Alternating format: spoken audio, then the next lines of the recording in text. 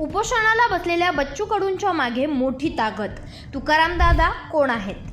शेतकरी आणि दिव्यांग बांधवांच्या विविध मागण्यांसाठी माजी आमदार बच्चू कडू यांनी उपोषणाचं हत्यार उपसलंय. 4 दिवसांपासून गुरुकुंज मोझरी येथे सुरू असलेल्या उपोषणाला विविध राजकीय पक्षांचा पाठिंबा मिळत आहे.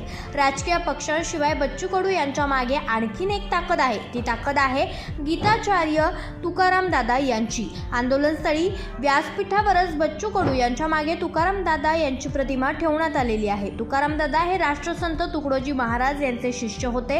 त्यांनी स्थापन केलेल्या गुरुदेव सेवा मंडळाचे ते आजन्म प्रचारक होते. तुकाराम दादांनी अखंड भारत भ्रमण करून सर्व राज्यांमध्ये गुरुदेव सेवा मंडळाच्या जवळपास 40,000 शाखा स्थापन केलेल्या आहेत.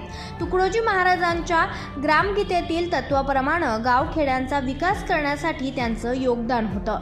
गावातील अंधश्रद्धा, अस्पृश्यता, जाती धर्मातील भेद मिटवण्यासाठी तुकाराम दादा यांनी आयुष्यभर प्रयत्न केले. महिलांवरील अत्याचार, शेतकऱ्यांचं शोषण, राजकीय भ्रष्टाचार, तरुणांमधील व्यसनाधीनता संपवण्यासाठी त्यांनी काम केलंय.